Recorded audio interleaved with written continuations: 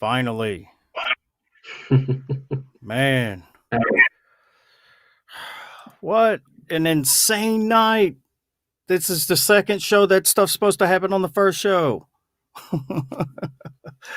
How are you doing, Brit? I'm doing great. How are you, Eddie? Man, I have had much better days. I can promise you that. Yeah, sorry about that. It sounds like there's been a lot of technical issues today, though, so maybe don't take it personally. Yeah, actually, I was on the Atheist Roundtable yesterday, and we had to sit and wait a while before we could watch some entertainment. I don't know what their problem was. They blamed it on technical difficulties, and I laughed at them, and this is what I get for it. So, how are you and the family? I'm doing good. We're doing good. I just I put the little one down with my wife about a half an hour ago, so he's sleeping. My wife is just working on some classes that she needs to do for her job. She's a teacher. So a quiet Tuesday night here. How are you guys doing? Oh, we are making it. Thank God Christmas is over. It's tough time of the year because it sucks, No, it's okay. Good family stuff. It just snuck up on me this year, so wasn't as fun as it normally is. Yeah. There's always more work to do, but it's worth it. Absolutely it is. So what are you drinking on tonight? Oh, I'm not drinking tonight. I apologize. I'm more than happy to talk about beer, but I don't drink on weeknights. I relegate it for Fridays and Saturdays. Sorry. Oh my gosh, Brit. If you would have told me, I could have made an exception. That's all good. You remember you gave me a suggestion for a beer that I could not find. Yeah, it's going to be hard to find. Yes, they sell it in Colorado. Yeah, I'm not in Colorado. That's okay. There's a lot of beer here. So, it's hard to find out. Yeah, I will drink one for you, and somewhere around here, I put the bottle. Anyway, okay, everybody knows what the bottle looks like. It's Shock Top. So, Shock Top. Yeah. Okay. I like a kind of a light Belgian. I don't like the heavy stuff, man. I'm not a beer connoisseur. That mouthfeel of the wheats I can't do. I can do almost any beer, but I can't do wheats because of that kind of graininess. I don't know why. Oh, man, yeah. I tried some heavy, dark beers, and it's kind of like wine and cheese. The more it costs, the worse it is. It just it is like wine and cheese. That's a good comparison because beer has gotten to the point these days that it's more of like a connoisseur thing. I mean, you can still be like a PBR guy or a Miller Lite guy, that's fine. Plenty of beer out there for those kind of guys. But so much beer culture, especially here in Colorado at least, has gotten to be this like, this nuanced thing where people are like, they talk about beer with all of these words that I'm like, I don't know half of the things you're even using to describe beer. Spartan says he'll make sure to pour one for you. So I'm gonna get one right now. My wife is gonna bring one. I'm making an exception for you, Eddie. There you go, man. Look at you. I feel special, Brit. Come on, this is a special night, man. I think it is. Other than talking, a little bit here and there on Messenger and Facebook. I don't even remember last time we've had have we had a face to face? No, just on Messenger. I've seen your face on Messenger briefly, but that's it. Yeah. Why? What's wrong with you, man? This is a lot. Let's not open up that Pandora's box. We don't have all night. Oh no, Spartan's an IPA guy, so we won't talk to him anymore. I'm an IPA guy too. Hey, yeah. Spartan, it's cool, man. We got love. I like the dark beers, and the IPAs are my two favorites. See, I'll do like sours every now and then, but mainly the stouts and the IPAs. I like dark too, but it's usually bourbon. That's why I drink beer now, because bourbon's not good for you if you drink it. Well, I don't drink as much beer as I do bourbon. So, hi, Mom. Okay. So I don't actually have one of the pumpkin ones that I was recommending because I drink a lot of those in October. They're kind of a fall beer. This I just got a 4-pack of the other day, and I'm really excited about it. It's a Ice Cream Parlor Mango Milkshake IPA. Wow. And it is delicious. 6.7 ABV. Not real high on the IBUs. I don't know what the IBU count is specifically, but for an IPA, it's definitely on the less hoppy sides. So what is an IBU? An IBU is an international bitterness unit, commonly used for how bitter the beer is, I guess. Yeah. See, that's just, I drink beer because I like to drink a lot of bourbon, and I can't do that anymore. 42, it kind of catches up to you. So.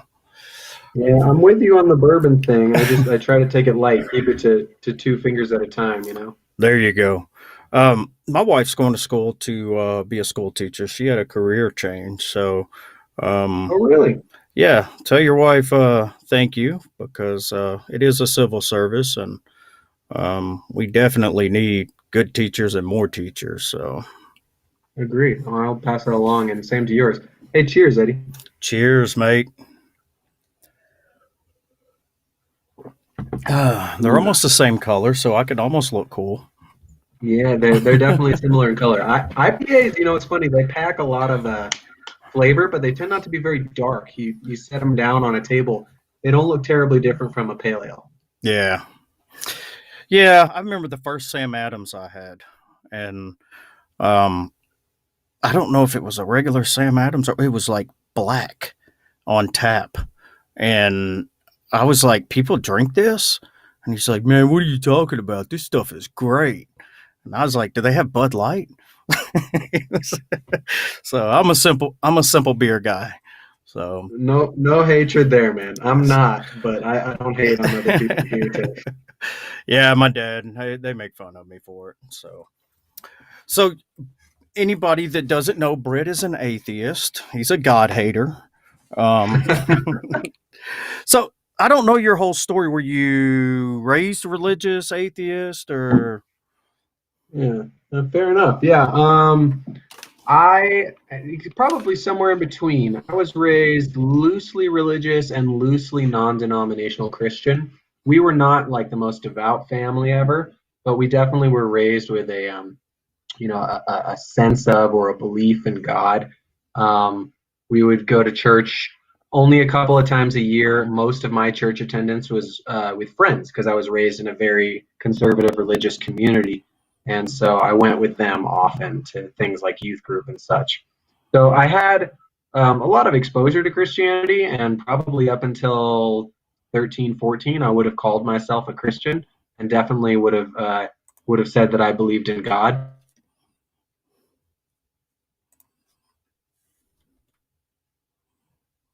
Froze on my end. You're frozen like the movie. Are you still there?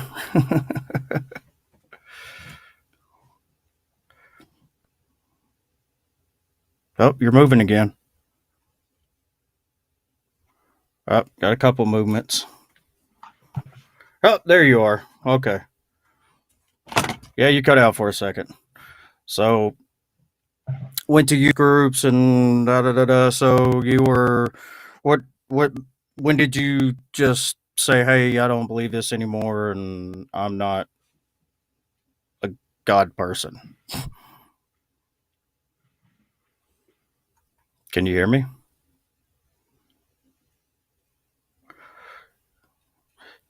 You can't hear me, Brit?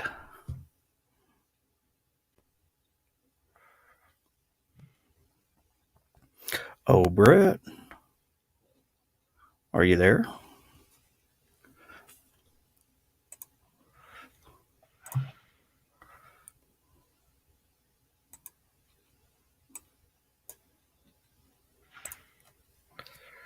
Can you hear me? Oh, technical difficulties suck.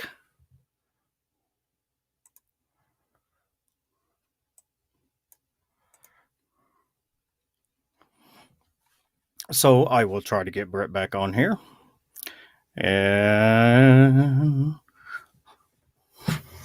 let's get him to leave and come back in. Oh, I can hear you now. Can you hear me? Guess not. Oh, technology's terrible.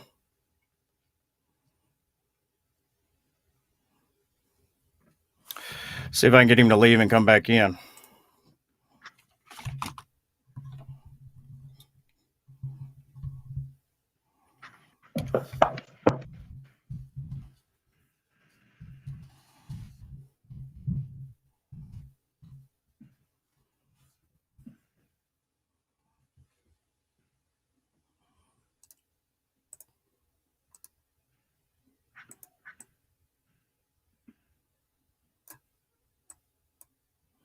Oh, there he goes. He disappeared.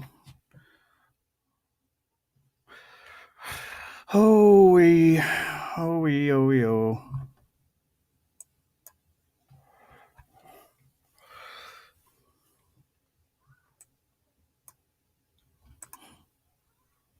Are Am I you back? there? Can you hear me? I can hear you. Yep. All right, man. Don't know Sorry what the about deal is with this. I thought it was my computer. It must be the encoder, because I was just sitting here talking to you, and you just like froze up, and then that was it. Nothing else from Brett. Yeah. I thought that you were just being like a real good listener. I went on like a 5-minute rant, and at some point I was like, I think that I cut out at some point here. That is fantastic. So you were a teenager when you decided you weren't a believer, right? Is that what you said? Yeah. So Okay. I Yeah, guess that's where you cut probably out. when I was a teenager, I was just, okay, good. So Yeah. you got, most of it then. Yeah. I would say as a teenager, I started to question more. And then late in my teen years, I became sort of like a new atheist, like anti-theist kind of type. Like when you become an atheist, when you don't start that way, you always got to go through those young phases. You got to Yes. go through the angry trial phase. And so I went through it just like anyone else, and it didn't help that I was raised in a uber religious community, so I Yeah. felt really edgy doing that. And but then later in college, I discovered that philosophy was a thing, and that hey, you should probably take um, religion and all these concepts that are related to arguments for and against God at least semi seriously. And that really led me down this path that changed the way that I look at faith and how to engage it. I'm still an atheist, of course, but uh, I'm no longer angry at religion in general, nor religious people necessarily. Obviously, there can be religious people out there that piss me off, but not Yeah, inherently me because too. they're religious. Yeah. And and so that development was long, and I would say is ongoing. I credit a lot of my my more positive growth along that line to people like Ben Watkins. I know that you're familiar with him. Yeah, great And so that guy. probably started about 7 years ago. And yeah, so I haven't studied philosophy in any sort of formal sense. I just read about it and discuss it a lot as a hobby. I discuss it a lot as a hobby, Yeah. but it's really it's just for fun for me. Yeah, I feel you. I'm the same way. That's it was something I just kind of stumbled into, and it was like, how in the world did I ever end up here? Why? I would have. Yeah. I'm a hands-on guy. I'm a tech guy. I work on battery backup systems for data centers. I've always worked with my hands, and it's like, Yeah. how and I'm gonna tell you, it was the stupid questions that kind of got me hooked. When someone first said something about brains in vats, and I'm like, who questions whether we exist or not? And then I got to thinking, I was like, wait a minute, I can't prove that I exist. So it kind of was like, wait a minute, what's going on here? But the great thing about philosophy is pretty much nobody agrees on anything. So it's Yeah, and actually, I was similar to you in that philosophy was very foreign to me because I'm a hard sciences guy. I have a bachelor's in environmental resources engineering, and I'm about to wrap up a master's degree in civil engineering. So, I'm 100% a hard sciences guy by training. And for a long time, I thought philosophy was, it was soft. It was too squirrely. You couldn't take it seriously, and so I stayed away from it for a while because of that reason. It wasn't until I dug into it that I was like, oh shit, there's a lot of really complex stuff going on here. right. That's one of the hardest things to get people who are empirically minded is to realize that reason is evidence. It's not just empirical evidence. We use all of our faculties, to come to knowledge. It's and I love it when I hear people say, well, how do you justify that? And I'm like, well, what theory of justification are we talking about? And it really sucks because, us being so philosophically minded and, kind of feeding off of each other, trying to talk to regular people. I think a lot of, I know I do. I just forget who I'm talking to, and Yeah, and you can start to feel alienated too, because you get to a point where you use terminology or you use an epistemic approach that they've never even heard of. right. And often you can come off as arrogant without even trying to. And it can be bad. You have to know your crowd. That's, and one of the things that I get on me is if somebody will ask me a question, well, I'm used to thinking like, a philosophical question, and I'm used to thinking philosophically, and you froze up again. Can you hear me? Oh, Brit, this is going to be a fun show, baby. Oh, wait a minute. I think he's back. He's back. Can you hear me? Eddie, can you hear me? Yeah. Can you hear me? Okay, I can't hear you. It kind of glitched up for a second, and now I can't hear you. Yeah, you froze up for a second. I don't. Do you? Or is your internet working good, or is it the software? Or? I can't hear me either. Oh, I'm wondering nice. if it's a connection thing. Yeah. Let's see. Let's see what we. I mean, like I can hear my voice in real life, but I can't hear it on the screen. I'm glad you made that clear, even though. Okay. This is great. Oh man. It's all good. Y'all ignore the black screen. He'll be back, I promise. I think. Brit's a good guy. I don't think he'd stand me up, so. I don't think. Oh, there he is. See, I told you he wouldn't. See, I told you he wouldn't stand me up. He's back. So, no, what I was saying was when people ask me questions sometimes and it's philosophy related, they'll be like, "Can just yes or no?" And I'm like, "Well, I mean, because the people we hang around and talk with, you got to be very careful of what you say. You got to choose your words wisely, or something like So I'm used to thinking before I say something. They're just like, "I want a yes or no. I want a yes or no," and I'm like, "Well, it's not that simple." That's the worst part too, right? Is that if you if you give an answer that would be appropriate for a person that's trained in philosophy, you're probably not giving it enough nuance and complexity. Whereas if you give an answer that's halfway nuanced to a regular person, you might lose them because they might think that you sound pompous or that you're overcomplicating it. Right. So it's like, how do you strike that balance other than knowing your crowd and then catering your response to their level of knowledge? Yeah, and I'm not the sharpest tool in the shed, so I have issues sometimes with talking to my crowd, properly wherever I'm at, because I tend to overthink things. I've always been bad. I'm sure you know that. I've way overthink things sometimes. It's like, it's not that hard, man. Right.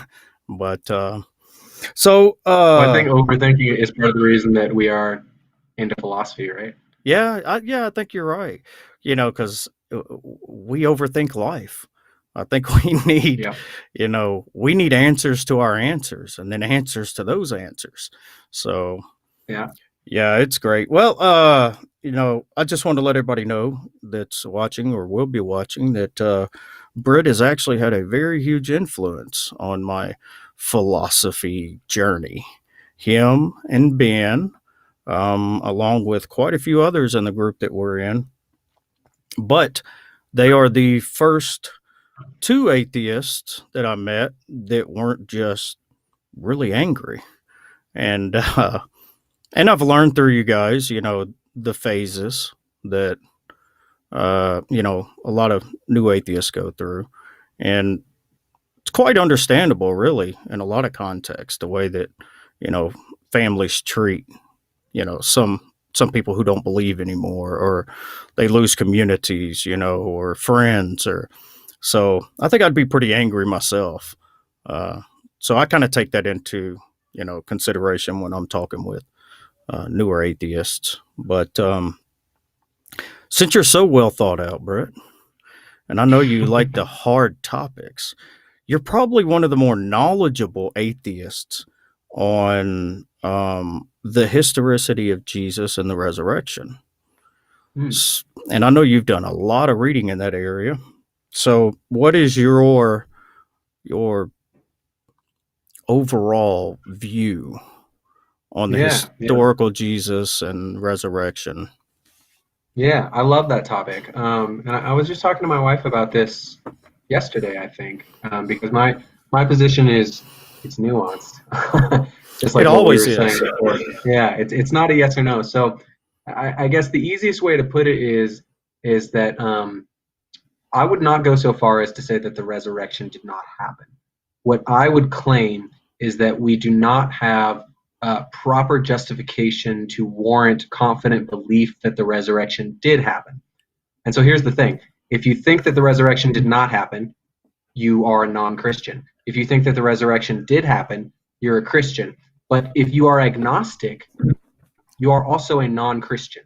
In other words, those two sides go to the non-Christian side, because the only thing that can get us to Christianity is confident belief that the resurrection did happen. So while I wouldn't go so far as to say that I'm confident it didn't happen, I would argue that we don't have justification for confident belief in it, and thus I do not incorporate the resurrection as a fact into my worldview. And as a Christian, I don't necessarily disagree with that, because it's I accept it as a kind of an explanatory scope thing for the facts that we have. So I don't think that it's like a super decisive case. And I don't think anybody's really unjustified.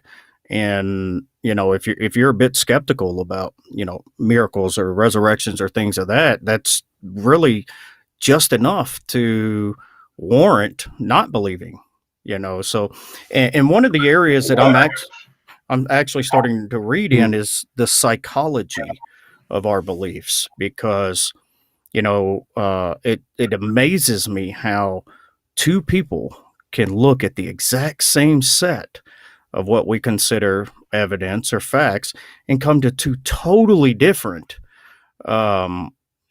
realizations of what the facts say. And it mesmerizes me, that. And I think a lot of people discount the um, psychology part of belief or lack of belief or worldviews. I think it plays a huge part. Just how we're wired, how our brains work, our environment, our influences, things of that nature. So yeah, so I'm glad. I knew you weren't a mythicist. And for all the atheists that are coming to watch this, the new atheists, listen to Brit. You don't have to be a mythicist. You give no ground to Christianity, just admitting that a historical Jesus existed. Now, I've got to. Yeah, Eddie, I would take it a little bit further than that, and I apologize in advance for any of the mythicists that may be watching this. I don't mean this as an insult. I do genuinely think that mythicism is it is similarly anti-intellectual as doubting evolution or doubting man-made climate change, in the sense that these things are not seriously questioned among the vast majority of all relevant experts. There are a handful of outliers in that, but there's a handful of outliers with evolution and climate change as well. Yeah. If you take 95% plus of the relevant experts on the topic, mythicism is a joke. It's not even taken seriously. And there's good reason for that. It's not just an arbitrary historical consensus. There's very good reason to think that Jesus did, in fact, exist as a person approximately at that time with 12 disciples. Now, a whole bunch of other facts about him are much harder to nail down, but that some guy named Jesus lived in that area of the world at that time and had a following, those are pretty much known facts. Yeah, and that's a lot. I don't think a lot of people really understand the I guess ramifications if you deny that. What happens with ancient figures altogether? Because we have very little evidence for a lot of ancient figures that we assume or presume to exist. So it kind of really screws up your whole idea of who existed and who didn't in the past. So for sure, if you bite that bullet, you have to toss a number of other figures. Some of the ones that come to mind that are most famous are like Socrates and Alexander the Great. The historical evidence for Jesus is way better for Jesus than it is for either of those two men. So right away, you got to toss them. They definitely don't exist if Jesus doesn't exist. Yeah, there's a whole litany of other figures too, but those are the two easy ones to call out. Right, and I heard I forgot who it was. I was listening to. I do a lot of audio listening. Being ADHD, it just trying to read books. I try, but I would rather listen to an audiobook twice than read it once. And plus, I do a lot of driving. I feel you on that. I have to say I probably get through at least 2, if not 3 audiobooks for every one paper that I get through. I'm lucky if I get 12 to 15 paper books a year, but I probably get 30 plus audiobooks a year. So it's phenomenal, man. And plus I'm an audio visual learner. I learn a lot more hearing and seeing than I do reading, because, being ADHD, like Ben Watkins, I mean, me and him talk many a times about how hard it is to really comprehend stuff. But yeah, it's and I forgot where I was going with that. See, ADHD, man, I'm telling you, it's ADHD, right? Isn't that a thing that you lose your train of thought? Yes. What I was listening to was the only difference really that a lot of people are more confident in Alexander the Great is because we found coins with his face on them. So, if somebody wanted to be the same amount of evidence, but, or there's a good body of evidence, but it's the coins that kind of solidify the fact that he's not a legend, things of this. But if somebody was hyper skeptical, they could just explain away, hey, he was just mythicized, so they made an image and put it on a coin. We also have coins with gods on them, like Roman and Greek gods. That's terrible evidence. Yeah, well, you know what I mean. That's kind of one of the things that they say that helps solidify that Alexander the Great was real. But yeah, I think you and I and most people that's been in this area for quite a while, we don't tend to be hyper skeptics about stuff. If something seems reasonable, to believe in the absence of, some type of obvious defeater, it's no reason in not believing it, you know. Yeah, yeah. Generally, when I am told that I am hyper skeptical about a topic, it is not because I'm, prima facie hyper skeptical about the thing per se. It's that I find arguments against it particularly persuasive, which is different, right? Right. Now you're weighing the strength of to and fro arguments rather than just saying, well, I'm arbitrarily not convinced by the arguments for it. Right. Yeah, it's one of those psychology things, man. It's all going to come back to psychology. But I guess with you, I mean, psychology just breaks down to water anyway. So being a water engineer and all. It was a poor attempt at a joke. Come on, Brit. I mean, give me a smile or something, man. Did you he cut out again? Oh, this is great. You can't make this up. Oh, I love it. He's going to have to come out and come back in again. So everybody hang tight. We'll get through this show one way or another.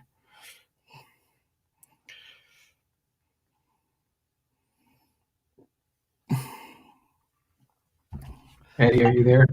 Can you hear me? Yeah. Oh, okay. All right. It was kind of choppy there. Yeah.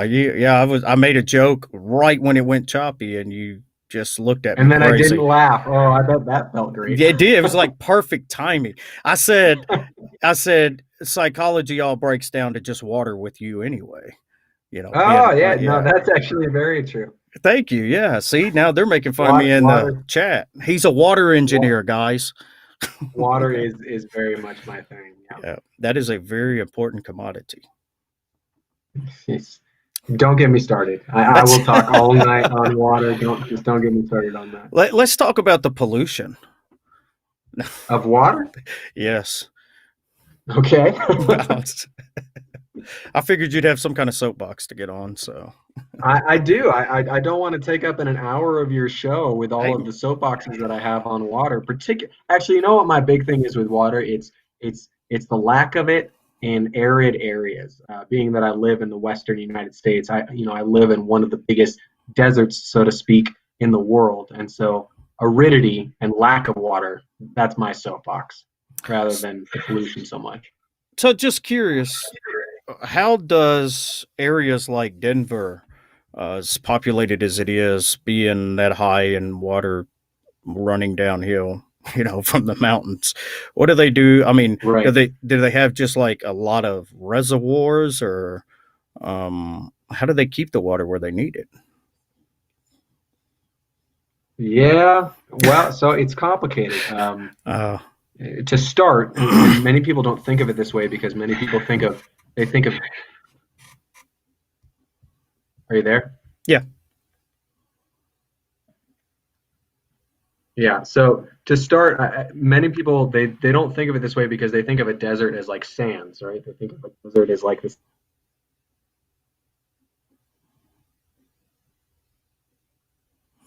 And he's frozen.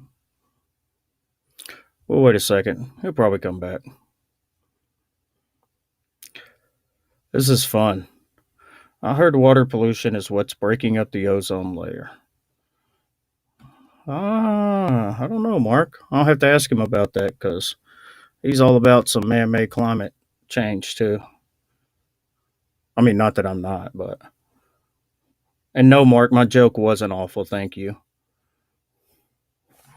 Let's see. I'll go through some of these questions. How he responds for arguments from Contingency. N.T. Wright and Gary Habermas's book. Can you recommend good books? Arguing Against the Resurrection. Oh, there he is. I got two Brits on here. I don't know how to get rid of the other one.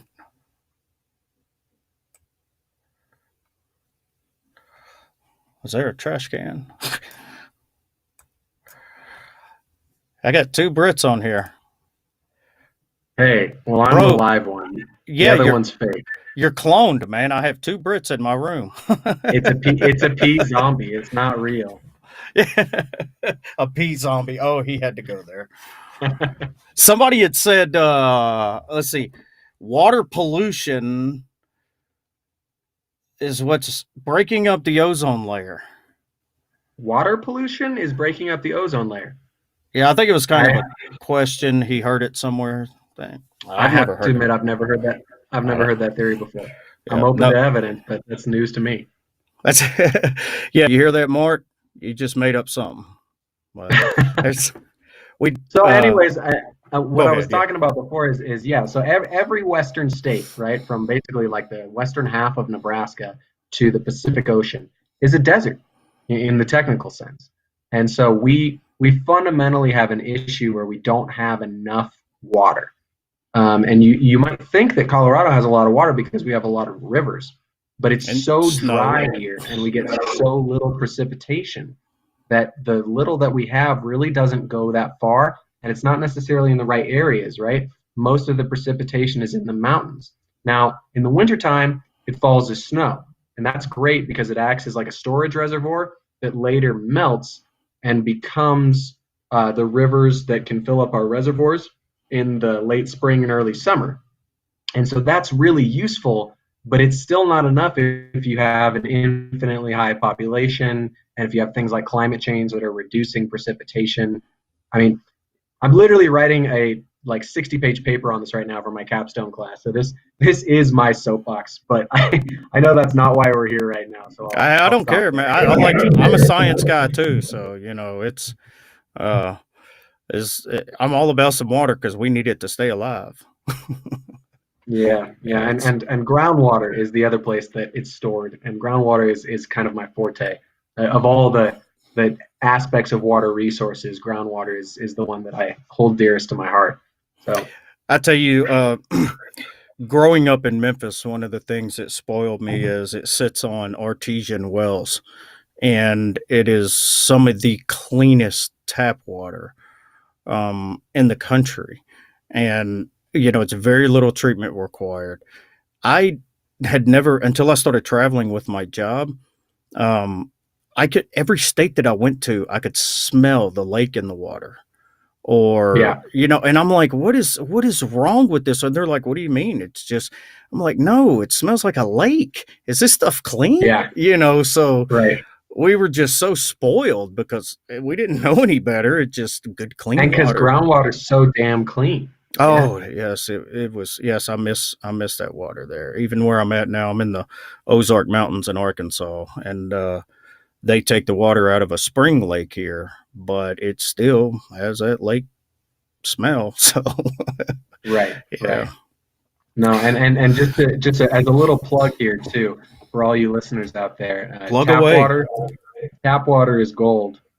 Stop drinking bottled water. It's a waste. It's less treated than tap water. It tastes like crap because of the BPAs in half of it, and you're literally paying about 186 times more per gallon. Tap water is the devil. And yeah, and plastic. I'm sorry. Bottled water is the devil. Yeah, bottled. Yeah, well, wait a minute. Get it right now. Don't call that which is holy evil. But yeah, pollution too, man. The amount of plastic. I mean, the big island in the ocean that's floating full of plastic. Yeah. That's just the plastic bottles are terrible for the environment. It's disheartening. I mean, it just looking at it, it's like, what are we doing to where we live? You know, it's Christian or non-Christian, theist or non-theist, we all have a duty to leave the planet in better shape for, you know, those in the future. Even for us, we don't know how quick we could, you know, or how quickly we are destroying it. I really agree with that, Eddie, but and perhaps this is a good segue back into philosophy, because this is a question that's always puzzled me. I agree with that, but I naturally value nature and the environment. It means a lot to me, and it sounds like it means a lot to you too. But how would you make this argument? How would you make arguments for oughts in terms of people's behavior if they don't? What if you have the kind of person who's like, I don't really give a crap about the environment, and I just want to live in my city, and if it creates pollution, so what? Yeah, I've argued the moral argument a few times, but I truly find it the least convincing out of most of them because I think people like Sam Harris and even Ben Watkins, they make a great case for normative ethics. So even if I wasn't a theist, I would still be some type of humanist because I Hmm. think that of course, I think it's something that is sourced or grounded in God, but um, it, I would still, because we do have that objective, you know, morality, the need to protect the oughts that we have. Um, if people don't, if they believe that polluting or not taking care of the planet that we have, one, it makes them an asshole, and two, I don't know. It's I could use the next generations. I mean, what about their children and their grandchildren? Assuming they had them, don't you care Right. about what we're going to leave with them? Um, just a legacy. I mean, let's say that there is no eternal. So all we have is our legacy. I mean, wouldn't you want, to be remembered by your family and your friends as somebody who was responsible and taught, the proper things to do, or led by example or something like that? I have a hard time. There's a lot of heaven focused Christians, you know, Hmm. that really agitate me on the conservative side because they want to take all these political positions against climate change, this, that, or the other. I mean, it's fine. We can argue with man made this, that, or the other, but right now it appears as though man has an effect on the climate. Looking at um, the numbers since the industrial age, it just seems too obvious. So if there is a chance that we're impacting where we live and what we're leaving to the future generations by our habits, then why would you not want to, change that? Why would you not want to err on the side of caution and try to protect the one place that we have? I mean, I believe there's an afterlife, but I'm certain that this planet exists. Right. So the right now, Right. this is Right. all we have. It's we need to be more focused. Not only that, on the Christian side, we're called to be good stewards, to God's creation, and how people Mhm. can justify, just ignoring what goes on with our planet, especially as much as we're involved, it boggles my mind. I just Yeah, no, I agree. Along similar lines, I guess in terms of appealing to someone to be a good person, regardless of their theism or their atheism or their moral realism or moral subjectivism. I heard a good quote one time. It's simple, but it resonates with me. It was, be a good person. If there are just gods, they will reward you. If there are unjust gods, then you didn't want to worship them in the first place. And if there are no gods, then you will make meaningful relationships and leave an impact on this world that you can be proud of on your deathbed. Something along those lines. In other words, whether there are just gods, unjust gods, or no gods, it doesn't matter. Being a good person is in your own personal interest. right. It's a good value. Yeah, it's and I actually, as I'm a hopeful universalist. Um, Hmm. I don't believe people are going to be judged by a litmus test of beliefs. I don't believe. I think God is just, and I think there's a lot of Christians who's going to be stunned, at who's in heaven and who isn't. Hmm. Because I, the years that I've spent studying the Bible, the more that I learn, the more I've realized has been skewed by churches and denominations over the years. And I'm kind of doing a dive now into the whole concept of hell, and Hmm. it is just stunning the idea that people have today as opposed to what the truth really is in the Bible. It's Right. Nobody should ever go near. I mean, nobody should ever go past annihilationism if hell for humans exists. It's I don't. The eternal punishment is just it's very little biblical basis for it, and Sure, sure. it's mostly cultural. That bled into the Well, right. church. The whole brimstone thing was popularized by Dante's Inferno. That's Yep. not even a direct biblical reference, right? Right. Absolutely. And a lot of it hinges on hell. In the Old Testament, it was either Sheol or uh, Hades, and it literally refers. One refers to basically the grave, and the other just refers to the realm of the dead. It's not anything about damned or eternal or any. It's just a place where dead people go. Kind of like a dare I say mythical idea. Of that cultures have had throughout all time, and so it's not until you get to the New Testament that you really get an idea of hell, uh, and it's very few passages. Jesus Right. uses Gehenna, the Valley of Gehenna, uh, and people take that as this burning, unquenchable um, torment. But I think that if it's read in proper context, Jesus is talking about separation from God spiritually. He's not talking about a Right. literal place where people go and burn for you. You just cannot justify a good God and eternal torment. I don't care. Right. I've heard Craig's response to it. I've heard many responses to it. You cannot justify God as a good God with eternal torment. That just, Well, I think that I agree with that, but it's primarily grounded in my belief that I believe in more restorative justice rather than punitive justice. In other words, punishment is meant to make the world a better place, and if possible, restore the individual. It's not meant to, seek some sort of cosmic balance of justice in the universe on like a scale. yeah. And so, if you're punishing someone for eternity, that seems like it could only be possibly punitive, and I don't believe that justice works like that. So, I would agree completely. I reject penal atonement theory. I don't think that everything is about justice, like a lot of people say. right, Well, there has to be an ultimate cosmic justice. There has to be some kind of Now, I'm not saying God isn't a just God, but I think that the gift and the penalty, when it's eternal life, is talking about a gift. It's always talking about a gift of eternal life. Well, if you're eternally damned, that's not a gift. It's right.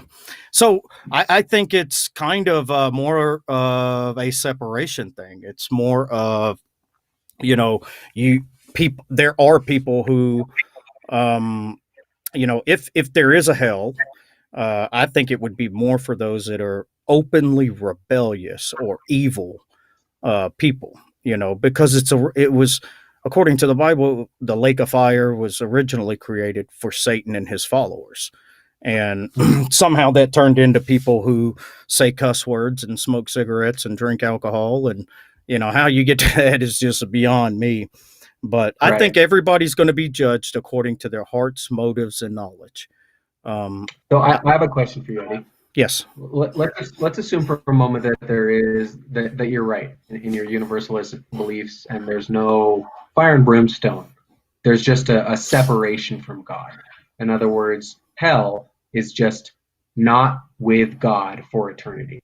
Let's assume that that's true for a moment. In my eyes, this ties well into the argument from Divine Hiddenness, which is one of the ones that I find more convincing. I personally am extremely open to the concept of God, or at least I consciously think that I am, in the sense that if I truly was faced with evidence that I found more convincing than the arguments against, I would have no problem adopting belief in God.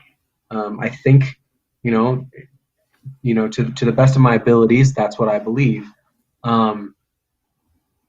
And yet, I'm a very, very happy person. I'm extremely content with this life. I'm extremely content with what I think happens after I die, essentially nothing. I'm extremely content with my worldview and how I view the universe. So one could argue that at this point, I am separated from God and that I do not have an active relationship with Him. And yet, this does not feel like torture. This does not feel like anything that I would call hell. So if this is a separation from God, like is this what I would face for eternity? And if so, is that necessarily a bad thing? Well, I think, the idea there would be, um, you you aren't right now actually separated from God because of God's immanence in the world and good. And the idea of hell would be God totally removes, all good, because Him being the source of good, He totally Right, removes presence from, or I don't know exactly how it works, but He withholds the good. So, but I think right, I don't think scripturally, annihilationism is really the only thing that people could come to, um, without some kind of presupposed or presupposition that they're pressing onto the Bible, because there are way more right. scriptures that talk about the soul ending. I said I'm a hopeful universalist because I hope universalism is true. I just haven't found a convincing argument, to send me over to that side. But I thoroughly believe that if somebody's heart is, I mean, if somebody's heart is, um, their motives are good, they're truly seeking truth. It is hard for me to say that God would condemn somebody who looks and looks and is just not convinced. I just Right, doesn't make sense to me, and I don't, and I can't stand when I hear Christians say, "Oh, you're blinded by sin. You're blinded by this. You're blinded by that." It's like right, some of the most compassionate people I know are non-believers. How could they be so right. blinded, but they know all of these goods? And my thought always on that line, because I've been told that many times as an atheist, that you live for your sin, and so you reject the truth because of it. And my thought with that always immediately comes to, if I'm living for sin, I'm not doing a very good job of it. I don't pursue a very sinful life. If this is my luxury of sin, where's all the gambling? Where's all the whores? Where's all Yeah, the give me infidelity? the fun. I Give me don't the have any fun. of the good stuff, right? Yeah. Well, not only that, if you look at the people that supposedly are lost, a lot of times they're lost people on this planet. And how can we look at, drug addicts and criminals and all of this, and they had this horrible life that a lot of them didn't have a chance from the start. And so they had to live this terrible life, and now they're going to spend eternity in hell. I mean, it just doesn't add up to me, not to the biblical version of who God is and what Jesus taught and what He was. Um, Right. and if anybody is looking for a convincing argument of universalism, do not go to David Bentley Hart. He is, dude. I had to quit reading his book. It's literally a book just talking about how terrible Christians that don't believe in universalism are and how barbaric they are. And I'm like, he's so pretentious, man. I was like, bro, I wanted a good argument. And you It's like just, a 400-page ad hominem. yes, he just went on this rant, to the point I was like, okay, I'm done with you. You're just here to, what anybody that knows David Bentley Hart, he's going to David Bentley Hart. That's what he's going to do. He's, are you real familiar with him? I have crossed his path once or twice. I'm not real familiar with him. Yeah. Yeah, for lack of a better term, he is an asshole. I mean, just flat out hateful, mean, arrogant. Yeah. uh, I so, mean, Eddie, I think that you can agree with this, because I think that we take similar approaches. When I meet someone,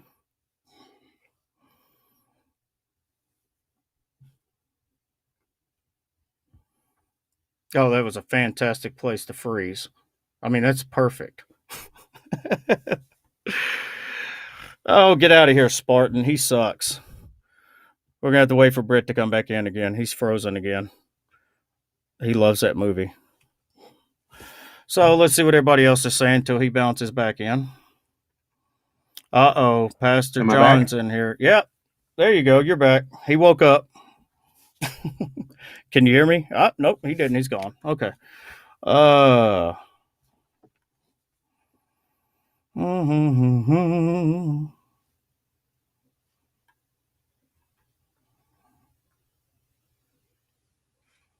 There he is. Okay.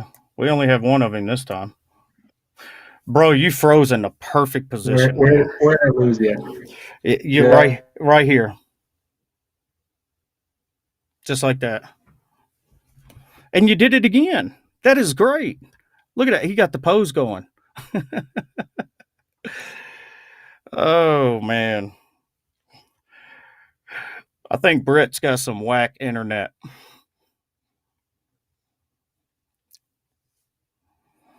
Hey, Pastor John. I don't think Brit is separated from God. You're still in God's presence here, Brit. Yeah, first seems to be clear. Are you back again? Oh, he's gone again. Sweet. Spartan, David Bentley Hart is awesome. Oh, no.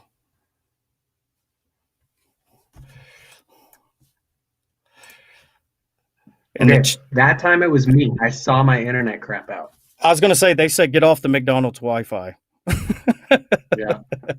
That was me. I don't know what happened there. I apologize. Oh, that's great.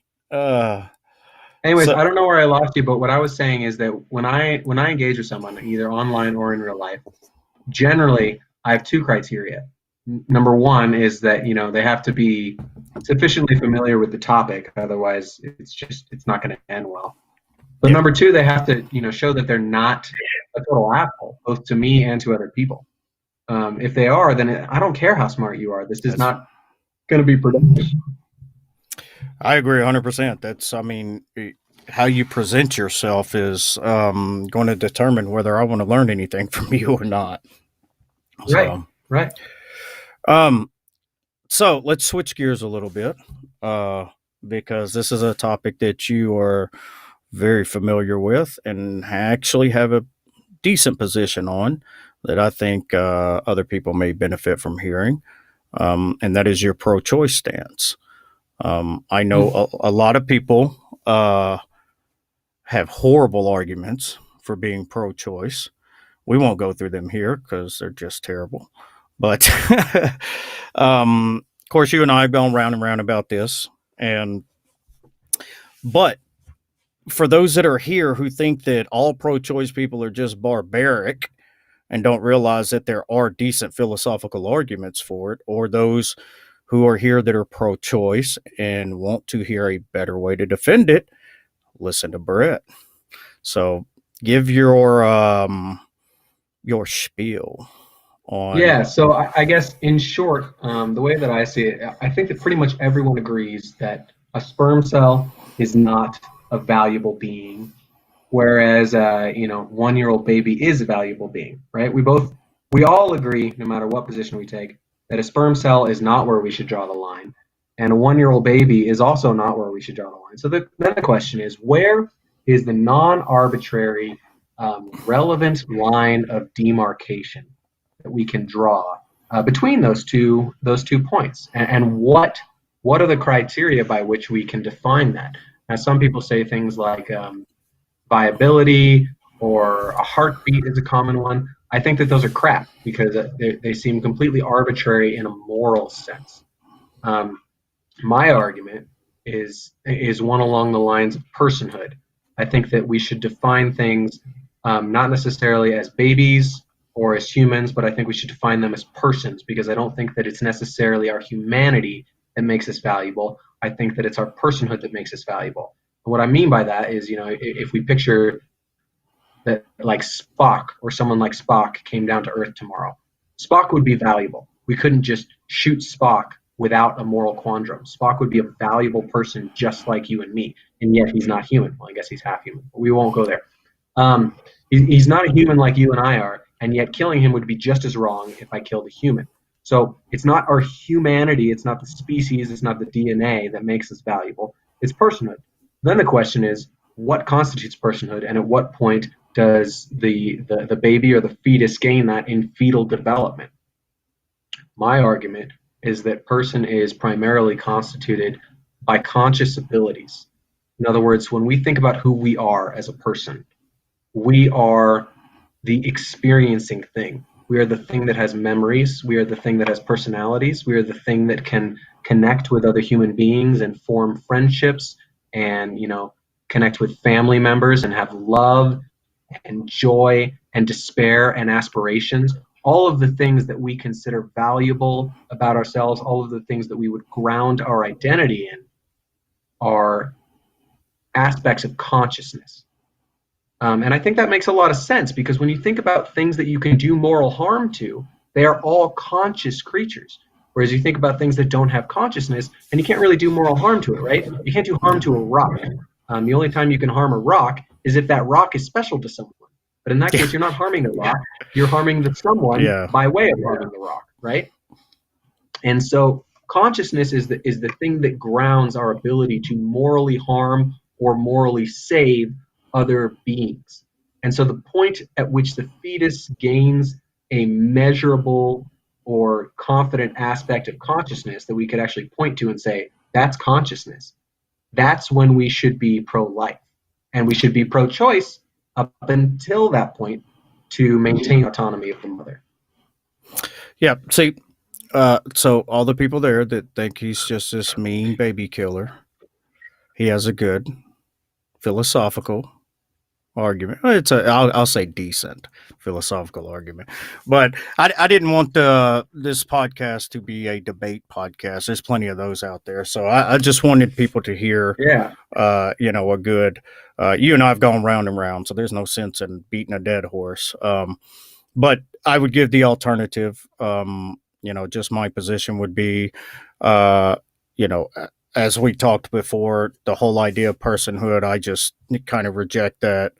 I think that it inherent by the nature of what it is, being an offspring of the human family, and the most in my opinion, the most non-arbitrary point would be conception. But being a libertarian, I'm also very sympathetic to the woman's autonomy. So, and essentialism is a common pro-life position. And I've told my buddy Josh Waldecker a million times that I think that essentialism paired with flow arguments, future like our arguments, are the best. I think those are the best pro-life arguments out there. So I have a lot of respect for them. I'm obviously not ultimately convinced by them, but flow arguments combined with essentialism, they're good arguments. Yeah, it's which I usually don't. I mean, I do like the future like ours argument. I really do. But it usually doesn't get to that stage. We end up talking about, when the life becomes valuable, things of that nature. But that is one I should probably spend, a little more time using. But it just, I think it's a good. Well, I think that the future like ours argument, I think it is an essentialism argument. Yeah. I think that it pairs well with what you're saying. I think it just adds robustness to it. Right. That's what I was. If I was going to do like a debate or a presentation or something like that, I would absolutely add it into it. And have you heard? I think it's Scott Klusendorf, the equality argument that he uses on the college campuses. It doesn't ring a bell by that name. Yeah, it's I'm not sure how it works because I haven't really studied it, but in essence, I think you and I have talked about this once. If you have development in degrees, then it has, then you necessarily have value in degrees. But I don't know how the full structure of the argument goes. Yeah. So he gets he'll get these college students, thinking about equality, and then turn it over to there and start talking about that. Well, they want to be equal. They want to be tolerant of everybody. So it's it's actually a good tactic for the target audience, but I'm not sure how sound or really effective it It is. sounds like the pro-life version of street epistemology. Oh my gosh, he said street epistemology. I didn't say it, guys. He said it. No, the Atheist Roundtable, there's several guys over there that use street epistemology, but they use it more responsibly than I've ever seen it. They really use it's like a Socratic method. They don't push until somebody's doubting or force some type, like Peter Boghossian was, basically it boiled down to empirical evidence was really the only way you could be justified. But as soon as they get the wheels turning, they stop and they'll back off. They just, they want people to be more cognizant of, what they believe, why they believe it, Right. Well, and that's why I consider myself a little bit of a middle grounder on street epistemology because, I'm not as hard on it as say, Cameron Bertuzzi might be on it, in the sense that I think that it's all bad. I just think that it's abused a lot. It is. Yep. If it's, Peter's whole intention was just nefarious to begin with. And it was, which, I mean, I don't know. I guess there's arguments on both sides of that, but he wanted to create atheists. That's what the book says. It's a handbook how to create atheists, and make people doubt. And I think, personally, it was, it's dishonest the way that he intended it because people who don't know any better would think that they don't have evidence, for what they believe, or that you have to have empirical evidence, and it's not sustainable either, right? Yeah. I mean, let's say that you take someone who's raised in the church, they're 25 years a Christian, and then you encounter this guy on the street, and he makes you an atheist. But then 5 years later, you encounter someone like William Lane Craig or Alvin Plantinga. You're going to go right back to your faith. Yeah. These things are not sustainable. If you're going to convince someone of a position, you should convince them of it with a fortified argument, not with something that's going to last a year or two. Yeah, and that's when I'd gone on the show over there, that's what I told them. I mean, I really didn't even want to say it because I don't want Christians to have a way to defend blind faith, but with Reformed epistemology, you can be warranted, not justified, and it's not knowledge, it's a weaker claim. But if the sensus divinotatis is real, you got properly functioning mind, it's aimed at truth, and you come to the belief that there's a God. In the absence of defeaters, you're warranted, but you have an epistemic duty to be justified. Nobody should stop at the warrant stage. And so Christians who just take things on faith, I didn't want them to know that there was a way to even try to defend it. So, right. Oh, I'm such a jerk, ain't I? No. Well, and the major caveat there, right, is the absence of sound defeaters. In which case, that's always the hardest part, right? I don't think it's hard to find good arguments for God. I think that there are legitimately good arguments for God, and I think anyone who denies that is either lying to themselves or they're completely unaware of the philosophical literature. The much harder part is to say, are those arguments better than the arguments for atheism, which are very, very strong? And that's the harder part, is you got to topple those mountains that atheism has on its side. Yeah, I know which arguments you're talking about, but for everybody else, which ones do you think are? Sure, I mean, the best? One of them is a cliche, but it's a cliche for a reason. The evidential problem of evil is a monster, and for those out there that would say, well, the problem of evil is emotionally appealing but not logically appealing, completely disagree with that. It is both emotionally appealing and very, very logically appealing. It has sound reasoning behind it. And then also there's the problem of divine hiddenness is probably the second best. There's a list of 5 or 6 that I find very convincing. Yeah. Those two are the king and queen of the board.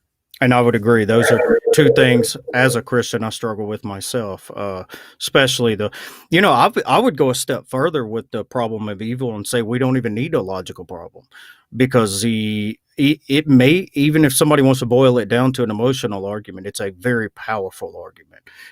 Well, that's certainly true too. You're right. Yeah, it's because I've had a lot of suffering, in our family, in our life. And, a lot of Christians, they rely on this feeling, that God's there with you, this kind of warm and fuzzy feeling. Well, I don't rely on that.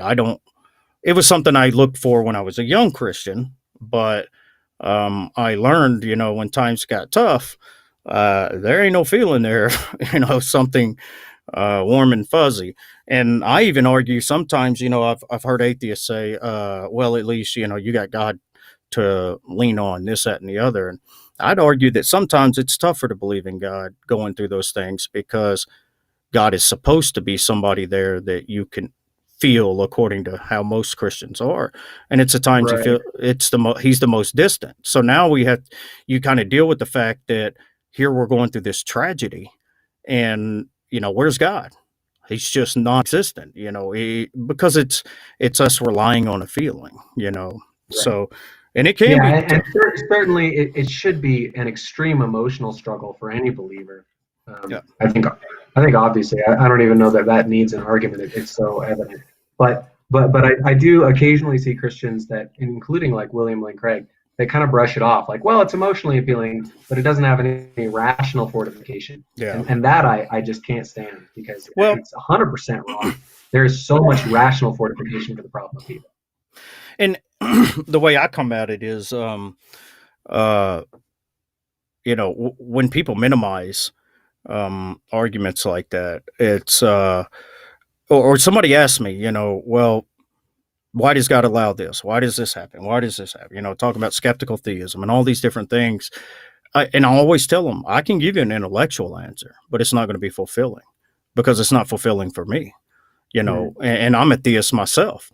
I know the intellectual answers. I know the ins and outs to, skate around certain problems and issues, but it's not fulfilling.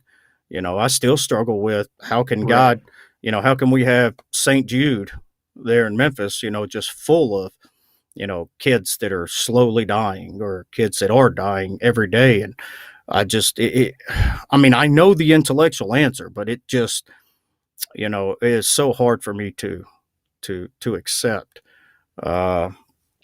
And so, I did it one time. I will, transparency. I did the same thing. I dismissed it. And I think that's a way of not dealing with it. I think it's a way of putting a wall up and not dealing with the extreme emotional attachment that you can have to it.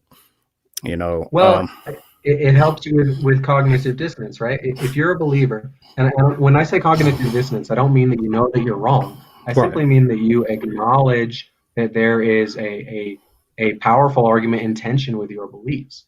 The easiest way to get rid of that cognitive dissonance is to pretend that the argument isn't good. Yeah, that's right. Absolutely. It's the logical problem's been defeated, so there's no reason to go there. No, but that's not. No, that's bullcrap. It doesn't matter whether that has or not, because the evidential problem is. Yeah, it's still. We still have to deal with the fact that there is suffering on a mass scale, and I think I know a lot of theists use skeptical theism, but I think Swinburne actually says that what is it? The unnecessary suffering. What's the word for it? Gratuitous suffering. He says that in a world with a good God, that gratuitous suffering is completely compatible. And I've heard that Swinburne makes that claim. I haven't dug into his I hadn't either. So obviously that sounds, on its face, that sounds hard to defend, but I haven't looked at his defense. So, well, Swinburne's weird like that, because he'll come out with some super smart. Yeah, he'll come out with some super smart stuff, and then he says something, you're like, what? What did he? Well, but that's the thing, right? Is he bites the bullet, and then he creates this amazing defense for it, like the Euthyphro dilemma. He just bites the bullet. He's like, morality exists outside of God. Morality is higher than God. And you're like, that's what? Say again? Well, preparing for the moral debate that I had on the Atheist Roundtable, I had a call with Ben and a couple other guys, Ben Watkins, and he actually presented a pretty decent case for biting the bullet on one horn of it. And I was like, guess I'd never really, thought. But he also made a really good point that it's something that's really obvious that a lot of us, I don't know about you, but theists seem to forget, and that's the Euthyphro doesn't do anything to eliminate there being a God.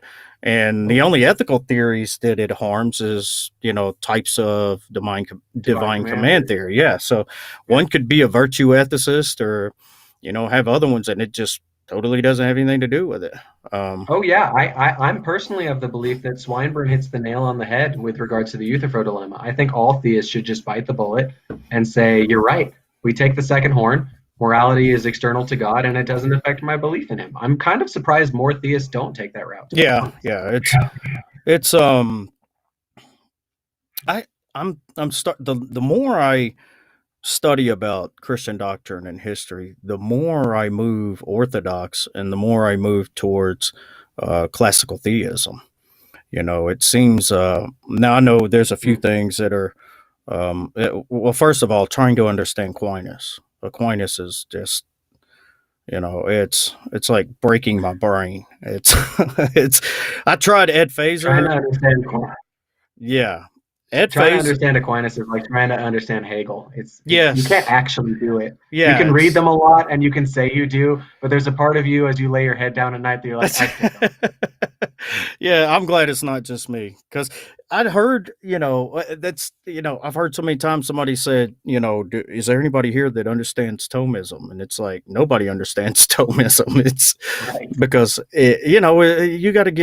you have to be really good with Aristotle's metaphysics. You got to have all of the background, a good understanding of what Aquinas built it from. So it's, Right. yes, it makes my brain mush. But so on that same note, what would you say are the best arguments for theism? Oh yeah. I waffle on this a little bit, really just between two of them though. I'm not convinced by the moral argument at all. In fact, I find the moral argument really bad. I think the ontological argument is even worse. I think that the fine-tuning argument and the Kalam are both really powerful. For about 2 years now, I think that I've leaned more towards the fine-tuning argument. I think the fine-tuning argument both has a lot of intuitive appeal and has a lot of scientific rigor behind it. I don't think it's inescapable, obviously, because it argues for God, and I don't believe in God, but it's a force to be reckoned with. So I would say probably the fine-tuning argument is number one. Specific versions of it, that is. And then the Kalam, number two. When you say Kalam, do you mean the cosmological arguments with contingency? The Kalam cosmological argument, yeah. I mean, with contingency or? No, not necessarily the one with contingency. I'm fine with like Craig's formulation. I think that's very powerful. For those unfamiliar, when you say the Kalam to people that study philosophy of religion a lot, what they mean is the Kalam cosmological argument, which is, in very short, it's that, all things that begin to exist have a cause. The universe began to exist, therefore the universe has a cause. And then you go on from there to try and deduce that cause has attributes that sound like God.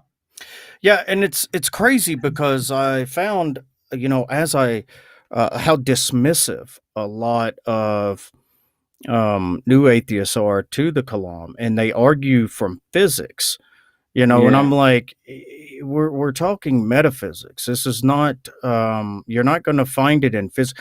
Even if there's a quantum foam that was eternal, you're just pushing the goalpost back.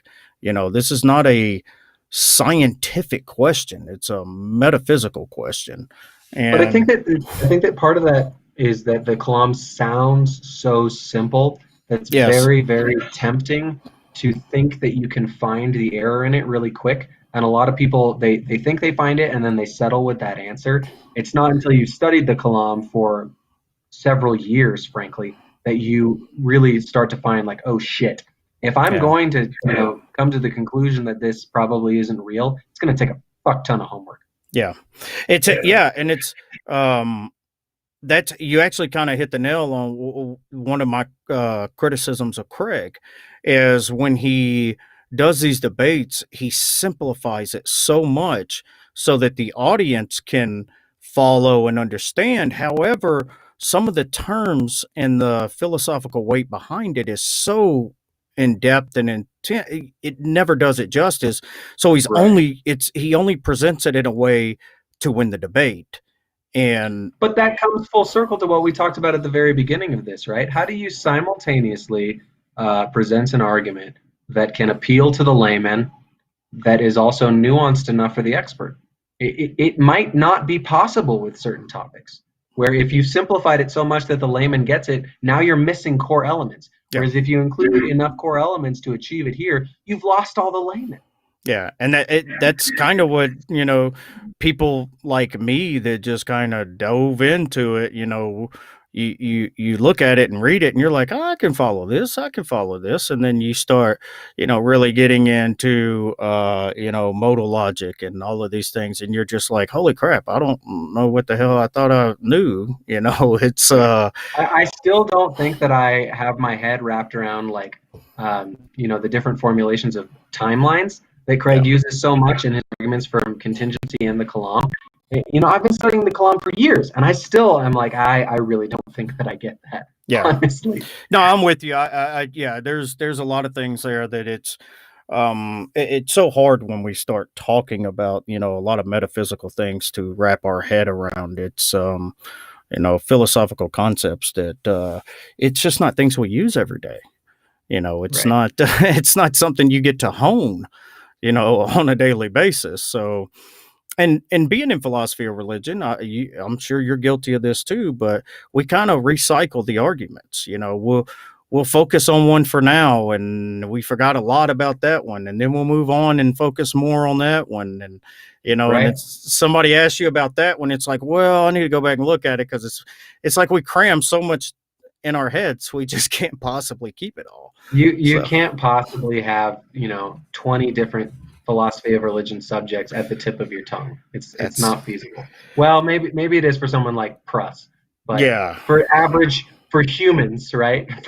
For people of IQs less than 170, it's not possible. Yeah, definitely. It's I'm with you there. So yeah, it's I've finally started keeping notebooks. I've always taken notes, but it's always been like chicken scratch, and it didn't really. Now I'm keeping notebooks. It's like, okay, I'm going to write this down as I learn it and do this, and I'm going to make sure that I can come back to it, because when you write stuff down, it's a form of helping you, remember it better too. So.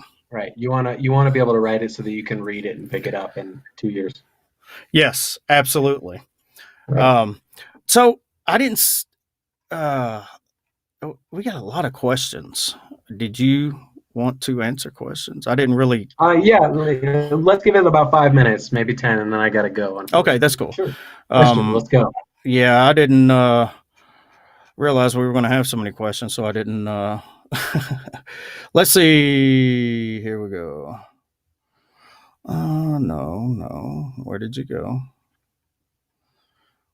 The Brit cast has been just blowing it up. I said I had questions. Oh, they're up here. Okay.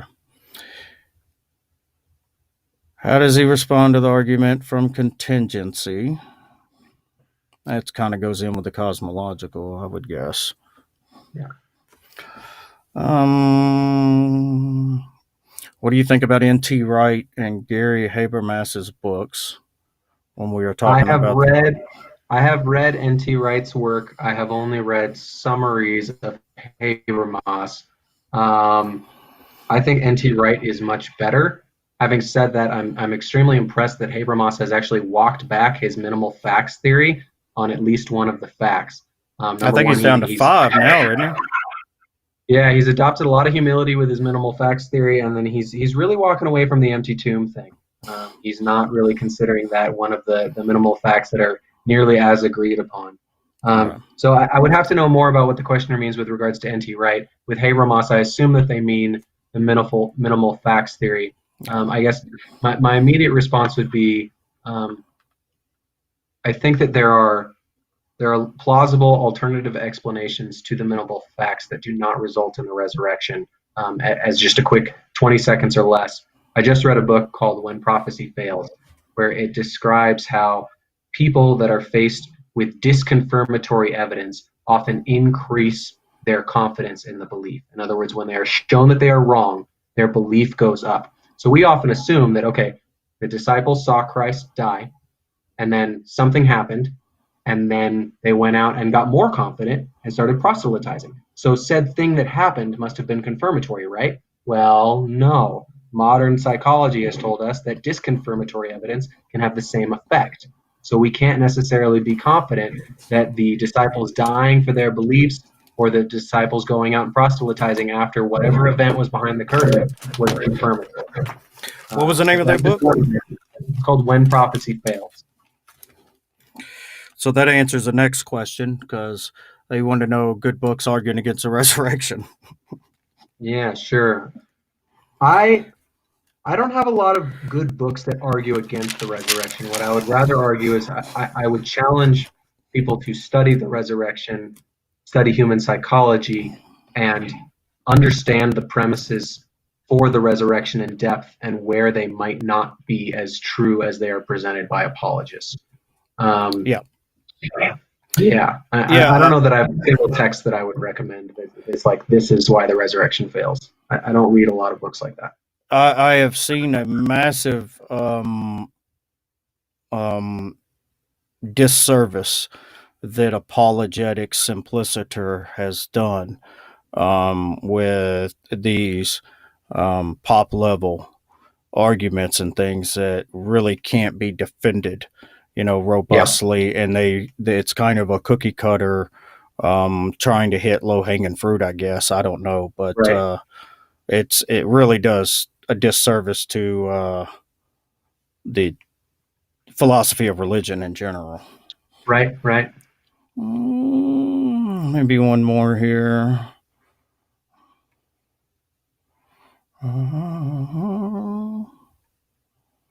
Well, ask him why he isn't a based error theorist. I'm not familiar with the term, so I don't know. Yeah, I'm not either. Based error theorist? Based error theorist. Based error theorist. Or error theory. I think I read a little bit about error theory. I'm assuming that relates to epistemology, but I'm not familiar with the terminology. Yeah. I'm sorry. Swinburne's an open theist. Is he an open theist? I would not be surprised if that was true. I've never. You know what? Now that he says it, it kind of matches a lot of it. Yeah. I know about. Okay, there's a lot of arguing going on there. So, all right. Based error theory. Yeah, based error theory. I've heard of error theory. I believe I have. Nothing's coming up that isn't a very, very long article on that. Yes. Moral anti-realism. So no, that would not be you. No, I'm a moral realist. I think that there are facts about moral claims, I guess is the simplest way to say that. We can say that there are facts about moral descriptions of the world that go beyond subjective preferences. He put based in there as in the slang. He says that's not part of it. Appreciate it there, Blit. Yeah, he said error theory is just that all moral claims are false. Yeah, I remember reading something about it. But yeah, it's getting kind of late here too, man. I am so appreciative that you came on, Brit. Thank you so much. Yeah, and I'm sorry for all the lags and stuff having to come on and off and on and off. But I think that we covered some good ground here. This was fun. Yeah, absolutely, man. I drank a beer on a Tuesday for the first time since I can't remember. I did that. I made you sin. You made me sin. Yes. Oh, man. Have a good one, bud. Thank you so much for it. Cheers. I appreciate the time. Thanks, Eddie. Bye.